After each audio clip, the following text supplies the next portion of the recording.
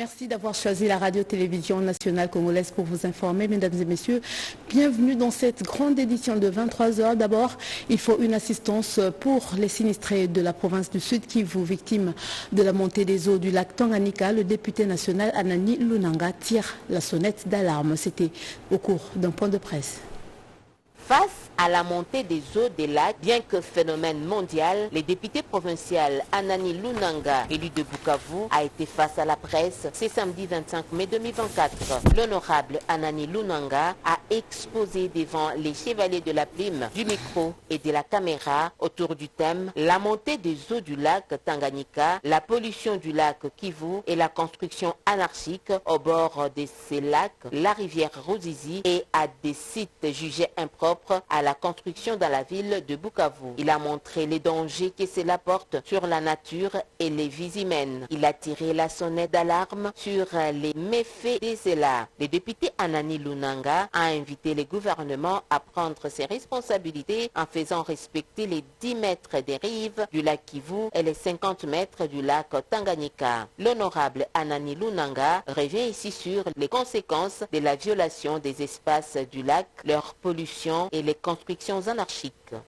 À l'immédiat d'abord, que le gouvernement puisse venir en aide à cette population-là d'Uvira en délocalisant cette population pour que cette population-là ne soit pas victime des maladies, de détruire toutes les maisons qui n'ont pas respecté ces 10 mètres-là des rives, parce que ces maisons-là mettent notre vie en danger. Pour bien mener sa démarche, l'élu de Bukavu annonce pour bientôt de faire voter un édit portant sur la gestion des bassins des lacs Kivu et Tanganyika et leurs affluents. Le pont Loubi dans le Kasaï oriental s'est effondré, entraînant ainsi dans sa chute un véhicule poids lourd. Les équipes de l'Office des routes sont à pied d'œuvre pour sa réhabilitation et la gouverneure ad intérim de province est arrivée sur place. La ministre provinciale de la Justice, des Droits humains et Affaires humanitaires, Joël Tuika Lengandou, faisant l'intérim du gouverneur de province intérimaire en mission officielle à Kinshasa, s'est rendu dimanche 26 mai 2024 à Kabea-Kamwanga pour faire l'état des lieux de l'effondrement du pont Loubi sur la rivière qui porte le même nom. L'autorité provinciale intérimaire était accompagnée du directeur provincial de l'Office des routes Marcus Okita-Chocha. Sur place, la délégation a constaté qu'un camion lourdement chargé de sacs de maïs a fini sa course dans la rivière, emportant ainsi avec lui une partie du pont. La cause de cet accident malheureux serait la surcharge et le manque de contrôle. Conséquence, difficile de traverser de l'autre rive. Aucune perte en vies humaines n'est signalée à part quelques blessés qui ont été amenés d'urgence dans un hôpital de la place, comme le confirme le chef du village, Mathia. À part ça, 3 personnes du Moutaïrak. En attendant, précise le directeur provincial de l'Office des routes Kasaï oriental Marcus Okita-Chocha, les travaux d'ouverture de la route temporaire à partir du village de Macha débutent lundi 26 mai afin de permettre les échanges commerciaux entre Kabea-Kamwanga et Mbujimaï.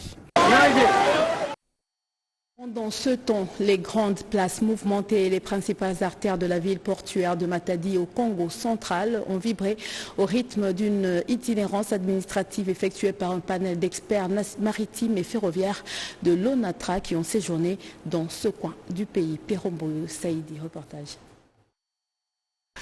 En séjour de travail dans la ville portuaire de Matadi au Congo central, une importante délégation d'experts ferroviaires et maritimes de l'Office national des transports, tous membres de l'intersyndicat de cette entreprise du portefeuille de l'État, conduite par leur président Arma Osassé, ont effectué une itinérance administrative dans cette partie du pays où ils y ont déployé une série d'importantes activités aux grandes retombées socio-professionnelles impact visible pour les agents et cadres de l'ONATRA. Tout a commencé par une enrichissante séance de travail avec leurs collègues et homologues syndicalistes, aussi bien de Matadi que du Congo central profond. Ensuite, cette délégation s'est rendue au bâtiment administratif du gouvernorat du Congo central. Reçue par le ministre provincial des Transports, Mac Matondo, qui était accompagné de sa collègue de justice, Anne-Marie Tsassa, qui assumait l'intérim du gouverneur, cette délégation a déposé son mémorandum, dont les points saillants étaient la protestation contre la mise en concession du parc TSM au port de Matadi, Enfin, joignant l'utile à l'agréable, une marche pacifique de protestation a été organisée dans les principales artères et grandes places mouvementées de Matadi, avec comme point de chute les ports internationaux de Matadi, où les membres de l'intersyndicale ont tenu une assemblée générale extraordinaire.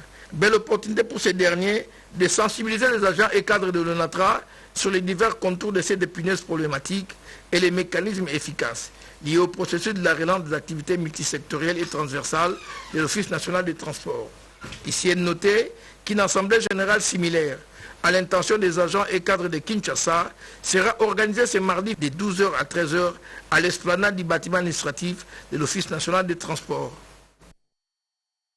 Après l'installation du chef de la chefferie des Babélébé le samedi 18 mai dernier, ce samedi 25 mai 2024, c'était le tour de celui de la chefferie des Andisoma par l'administrateur militaire d'Irumu, le colonel Sironti Mabunga Jean, au nom de l'exécutif provincial, un des indices qui justifie la restauration de l'autorité de l'État dans ces parties de la province de l'Ituri. Suivez. Nous avons dressé et signé les présents procès-verbal au jour, mois et an que dessus. Vêtu en peau de léopard, symbolisant la royauté, et la lance en main, symbolisant la défense, Sa Majesté Biyabo Anzabo Mathieu a été officiellement installé par l'administrateur militaire au nom du lieutenant-général Boyo Kachama Johnny, gouverneur militaire et commandant des opérations en Ituri. À Niakoundé, chef-lieu de la chefferie des Andisoma, une entité coutumière située à plus ou moins 45 km au sud de la ville de Bounia. C'est le diplômé des stratégies de défense qui a lu le procès verbal d'installation de M. Biyabo Anzabo Mathieu. S'adressant à la population, le chef coutumier Biyabo Anzabo Mathieu a salué les efforts de la pacification de son entité coutumière par l'administration militaire et appelé ses administrés à la cohabitation pacifique et l'unité pour le décollage de cette entité. Chers frères et sœurs, nous sommes confiants qu'avec chacun de nous ne ferons pas longtemps sans atteindre ce niveau que nous avions avant la destruction. Soyons donc unis, aimons-nous davantage et mettons-nous au travail pour booster le développement de notre entité. Rappelons qu'avant l'état des sièges, cette entité coutumière ressemblait à un village fantôme suite à l'exaction commise par la milice FPIC, signalant que le chef Biyabo Anzabo Mathieu est le 20e chef qui succède à son fait peur Gaston Erabo Manguilio, décédé il y a de cela plus de 6 mois. Sa nomination par la ministre de la Formation professionnelle et métiers, le coordonnateur national des établissements publics et formation professionnelle et métiers conventionnés ASBEL Bayekoli vient d'installer officiellement le bureau de la coordination provinciale. Nous sommes là dans la province du Sud Ubangui. Le président fondateur et manager de l'ASBEL Bayekoli, coordonnateur national des établissements publics de formation professionnelle et d'apprentissage des métiers, conventionné ASBEL Bayekoli, le chef de travaux Tati Bikamba Ngbale est arrivé à Guémena ce samedi 18 mai 2024 où il est venu lancer officiellement les activités de sa coordination. À l'aéroport, il a été l'objet d'un accueil chaleureux lui réservé par les cadres de la direction provinciale de la formation professionnelle et métiers ainsi que par ceux de la coordination provinciale de sa structure. Peu après, le chef de travaux Bikamba a présidé une séance de travail avec ses collaborateurs à l'immeuble Congo Voice en présence du directeur provincial de FPM et de 2 inspecteurs de l'inspection générale de la FPM venus de Kinshasa. Il s'en est suivi la coupure du ruban symbolique marquant le début des activités de cette coordination dans la province du Ubangui. Après avoir visité les bureaux, le président et manager de l'ASBEL Bayekoli s'est confié à la presse. Conformément à l'arrêté 064, Madame la ministre Antoine Kipun-Kabenga avait donné un mandat de gestion à l'ASBEL Bayekoli. Et conformément à l'arrêté 0146, ce partenariat a donné la possibilité, par voie de cet arrêté, la création et l'autorisation de fonctionnement des établissements de ces ministères dans cette province de la RDC, dont fait partie les Sidoumbangui. Et comme on le dit, mieux vaut tard que jamais, nous devions fouler le sol des ancêtres pour rendre utile ce que nous-mêmes nous avons aimé, que ça puisse fonctionner ici dans les Sidoumbangui. Après les districts de Lukunga, Moamba, Tchangou, la tournée organisée par l'honorable Germaine Chinyama Nzolantima, vice-présidente de l'Assemblée provinciale de Kinshasa et coordonnatrice fédérale de la REP, a eu comme point de chute le district de la Funa où les jeunes réunis sur l'avenue Enseignement dans la commune de Kassavubu. Objectif, sensibiliser les jeunes quinois à abandonner les antivaleurs pour une société moderne et prospère.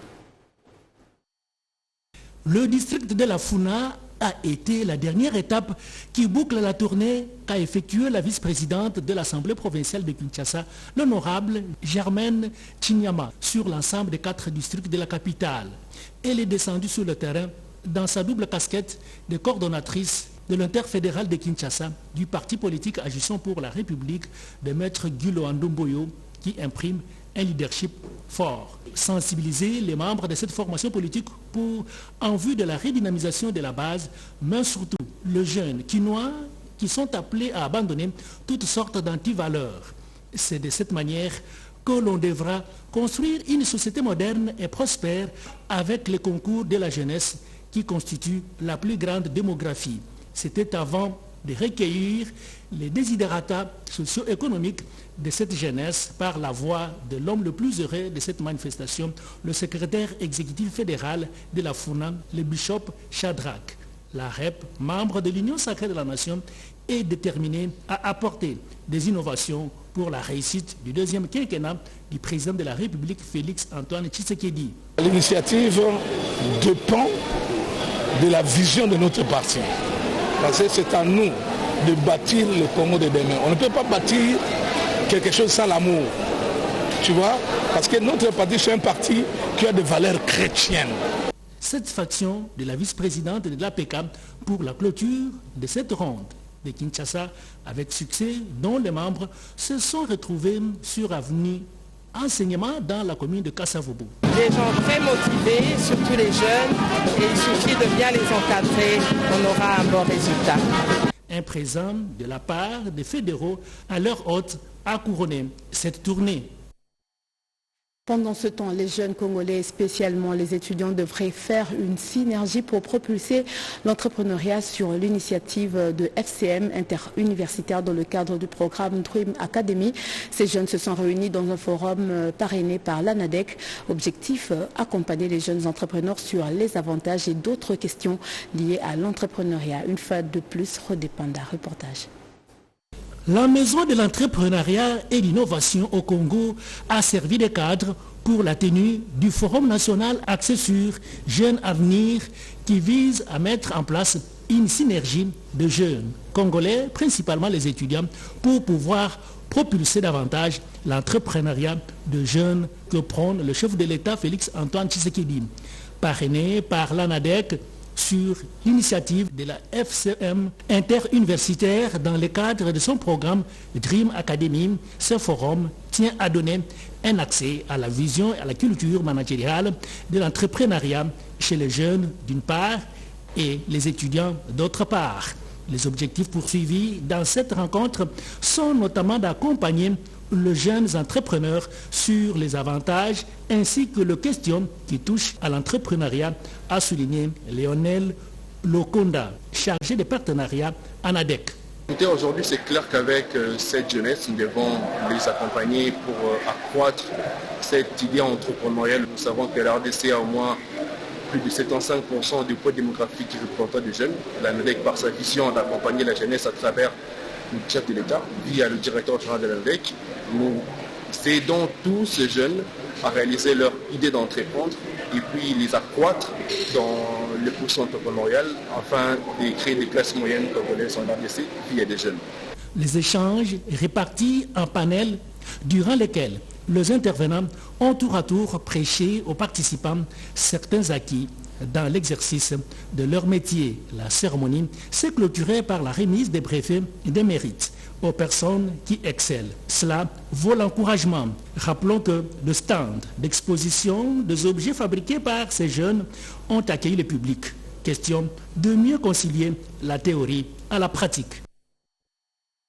Parlons cette fois-ci de cette conférence de presse de l'Office national des produits agricoles du Congo, axée sur l'agriculture en République démocratique du Congo.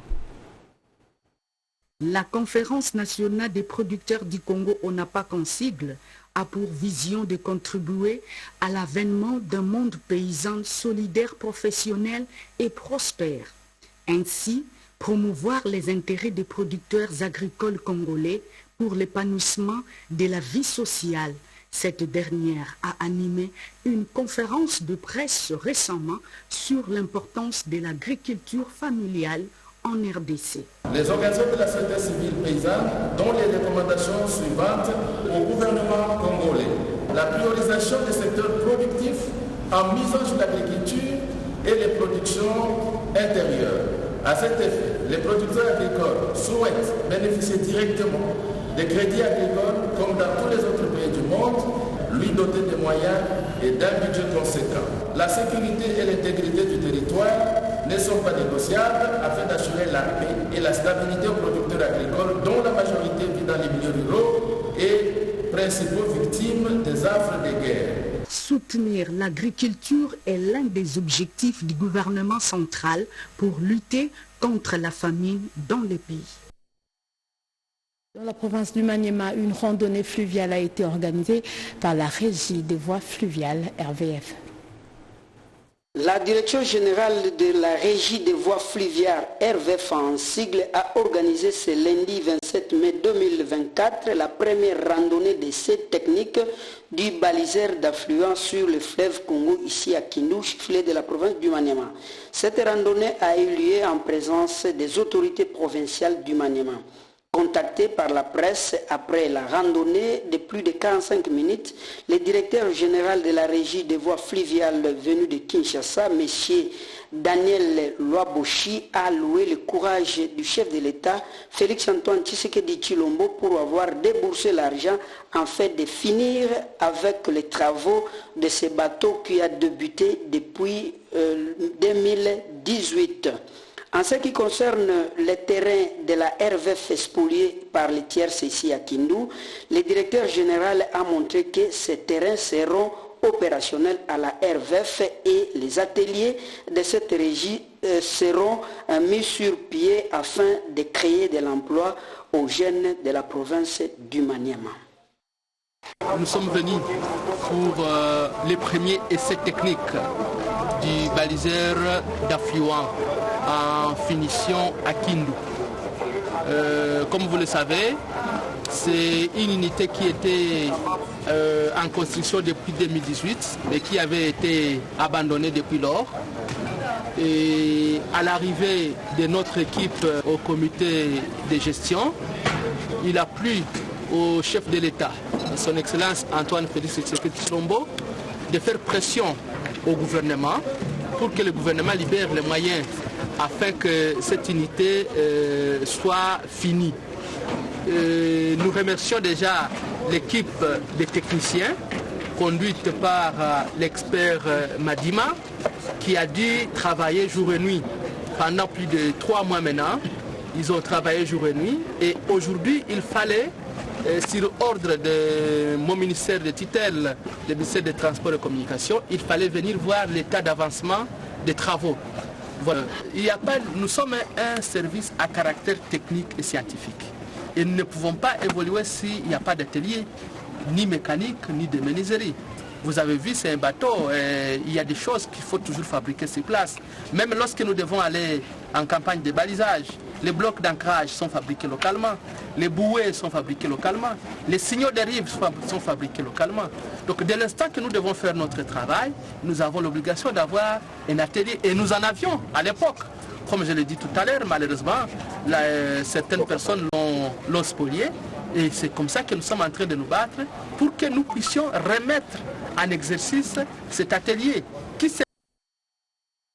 C'est le plus grand séminaire que compte la République démocratique du Congo. Le séminaire de Maïdi vient de totaliser 93 ans d'existence. Situé dans la province du Congo central, dans le territoire de Madimbal, on observe des fissures à travers tout le bâtiment, d'où ce plaidoyer pour la réhabilitation de cette infrastructure.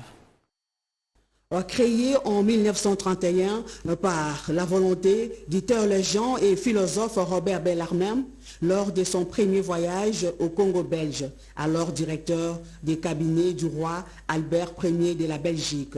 Maïdi a formé 2465 prêtres et d'autres devenus évêques tant de la RDC que du Congo-Brazzaville et de l'Angola. À cela s'ajoutent d'autres cadres qui ont été formés sans devenir prêtres comme Antoine Kizenga, devenu Premier ministre après. 93 ans après, Maïdi, comme établissement d'enseignement supérieur et universitaire, nécessite l'intention des hommes de bonne volonté et comme du gouvernement, tel que l'a souligné l'abbé recteur Gilbert Tembo du grand séminaire de Maïdi. Vous voyez ce grand bâtiment qui aura bientôt 100 ans, mais qui n'a pas de subsides. Et en même temps, il y a beaucoup de difficultés à gérer. Alors s'il y a des mécènes qui peuvent nous aider, ça ne pourra être que bienvenu pour notre maison de formation. Bien avant, l'évêque du diocèse de Boma lui-même, ancien de ce grand séminaire, a exhorté le futur prêtre à cultiver la passion pour l'annonce de la bonne nouvelle. Profitant de la célébration de cette fête patronale, Monseigneur Claude Mbambi a procédé à l'institution au ministère de l'électorat et d'acolita de quelques grands séminaristes. Question de les initier à la prise de responsabilités qu'ils auront à assumer les années à venir. La dynamique de la Grande Orientale se réjouit du respect de la recommandation du chef de l'État aux députés nationaux. David Moubenga, reportage. La recommandation faite par le président de la République, Félix Tshisekedi, au cours de la rencontre avec les députés nationaux, membres de l'Union sacrée pour la nation, celle de voir un ressortissant de la Grande Orientale faire partie du bureau définitif de l'Assemblée nationale a été respectée. L'élection de l'honorable Grace Nehema au poste de questeur adjointe en est une preuve éloquente. C'est dont se réjouit la dynamique de la Grande Orientale. La dynamique, depuis l'année passée, s'est organisée pour soutenir les chefs de l'État. Je crois que dans la Grande Orientale, notre candidat, notre champion a été élu massivement et démocratiquement. Le président Félix, lors de la campagne électorale, il avait dit clairement qu'il n'allait pas oublier la Grande Orientale. Voilà qu'il a montré, il a demandé à ce que l'erreur soit corrigée. Et voilà qu'aujourd'hui, nous sommes fiers d'avoir l'un des nôtres au bureau. Pour nous, ce n'est pas simplement question du pouvoir pour le pouvoir, ce n'est pas seulement question d'avoir un poste au bureau, mais c'est une question de justice, une question de dignité, une question d'équilibre et de solidarité nationale. La dynamique de la Grande Orientale encourage le chef de l'État dans sa vision d'assurer le développement et la sécurisation de cet espace qui est aujourd'hui confronté à de multiples problèmes. L'honorable Calixte Mwikassa présidera à la destinée du caucus des députés du Haut-Katanga. Il a été réélu à l'issue des élections organisées à cet effet dimanche à Kinshasa. Suivez. Les élections pour le renouvellement du bureau du caucus des députés nationaux du Haut-Katanga ont eu lieu. Convoquée par le bureau sortant, cette réunion a vu la participation des 31 députés, dont le Premier ministre sortant, Jean-Michel Sama Lukonde, présent en tant que membre d'honneur, mais aussi élu du Katanga. À l'issue du décompte, la présidence va être occupée par Calixte Mwikassa qui est réélu avec 13 voix contre son rival Juvenile Kitungwa qui en a obtenu 11. Serge Tchembo Konde est premier vice-président, Clotilde Moutita, deuxième vice-présidente, et le poste du rapporteur est occupé par Jean-Jacques Panga et Donatien Moloko et rapporteur adjoint. À la questure, Micheline Pundu, Lundeba est la principale et Augustin Katumba est questeur adjoint. Le caucus va travailler énormément pour que tous les députés élus de la province soient solidaires en ce qui concerne tous les problèmes qui concernent particulièrement la population. Nous sommes redevables à cette population et nous devons rendre compte. Ainsi, les problèmes qui leur sont spécifiques, nous allons porter acquis de droit tels que posés par nos populations. Ce bureau sera accompagné d'un comité des sages composé de 5 députés nationaux, Nathalie Aziza Mounana, Gertron Mouyumba, Jean-Louis Kalamba, Michel Milindi et Titi Mbia. La rencontre s'est déroulée dans une ambiance conviviale, marquant une étape importante dans la consolidation de l'unité et du travail collaboratif au sein du caucus des députés du Haut-Katanga. De base de l'UDPS, Lemba Foire a désormais un nouveau comité. Le président fédéral de l'UDPS, Moamba, a procédé à l'installation de ce comité le dimanche dernier. Reportage signé Alain Bikaï. La redynamisation du parti cher à Félix Antoine Tshisekedi Tshilombo à la base reste le cheval de bataille du président fédéral de l'UDPS, Moamba. Le dimanche 26 mai dernier, Maté Kassanda procédait à l'installation du comité cellulaire de l'UDPS Lemba Foire qui sera désormais dirigé par Jean Sego Servugo, secondé par Abel Ilunga et Alex Kalenda alias Protection Divine. Dans son mot, le président fédéral a insisté sur la régularité aux activités de cette cellule et surtout à travailler pour le rayonnement du parti à la base. Dans le chef d'un combattant de l'UDPS, il faut déceler 3 choses. Le respect des statuts, le règlement intérieur, le respect de la hiérarchie et la discipline. À son tour, Jean Sego Servugo a salué le travail abattu par son prédécesseur Alex Ilunga, mort des suites d'une maladie. Poursuivant, le président cellulaire a invité les membres de l'UDPS habitant Lemba Foire de prendre part activement aux activités hebdomadaires de leur cellule. Nous encourageons celles ou ceux qui auraient l'ambition de participer à la gestion du pays, d'adhérer massivement à notre parti à travers les cellules. Nous saluons la bravoure du chef de l'État et sa détermination de faire la RDC, l'Allemagne d'Afrique. À l'occasion, Maté Kassanda et Jean Sego ont appelé d'autres cadres de l'UDPS à suivre l'exemple de Alex Kalenda Protection Divine qui ne ménage aucun effort pour le fonctionnement du parti à la base. Et voilà, c'est la fin de ce journal. Merci à vous tous de l'avoir suivi. Merci à André Njeka qui était à la réalisation et la partie technique était assurée par Alain Sodi, François Kapiambe. Et demain à 7h pour la première livraison d'informations, vous suivrez Mireille Ndeke. Bonne suite de programme sur votre chaîne, la Radio-Télévision Nationale Congolaise. Au revoir.